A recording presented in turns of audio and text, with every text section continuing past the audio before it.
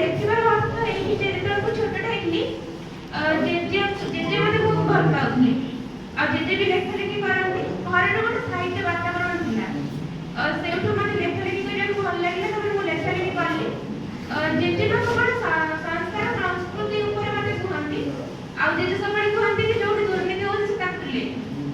କିନ୍ତୁ ମୁଁ ଯେତେବେଳେ ଜେଜେକୁ ପ୍ରଶ୍ନ କରିଥିଲି ପ୍ରେମ କଣ ପ୍ରଣୟ କଣ, ସେ ମୋତେ ସବୁବେଳେ କୁହନ୍ତି ପ୍ରେମ ପ୍ରଣୟ ଯଦି ପାଇବାକୁ ଚେଷ୍ଟା କରୁଛୁ ତାହେଲେ ତୁ ସ୍ୱଚକ୍ଷୁରେ ଯାଇକି ରାଧାକୃଷ୍ଣଙ୍କର ମନ୍ଦିରକୁ ଦେଖ ଆଉ ରାଧାକୃଷ୍ଣଙ୍କ ମନ୍ଦିରକୁ ଦେଖି ତୁ ପ୍ରେମର ଅର୍ଥ କଣ ବୁଝିପାରିବୁ। ମୁଁ ସେଠୁ କରି ରାଧାକୃଷ୍ଣଙ୍କ ମନ୍ଦିରକୁ ଦେଖିଲି।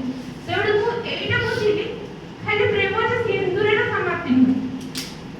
ପ୍ରେମ ହେଉଛି ଶାଶ୍ୱତ ଚିରନ୍ତନ ଆଉ ସତ୍ୟ, ଯାହା ଈଶ୍ୱର ଦତ୍ତ ଅସ୍ୱର୍ଗୀୟ। ଆଉ ତାହାକୁ ମୁଁ ମୋ ସ୍ୱରଚିତ କବିତା ସଂକଳନରେ ତାହାକୁ ମୁଁ ଉପସ୍ଥାପନ କରିଛି। ଆଶା କରୁଛି ଆପଣମାନଙ୍କୁ ସମସ୍ତଙ୍କୁ ଭଲ ଲାଗିବ।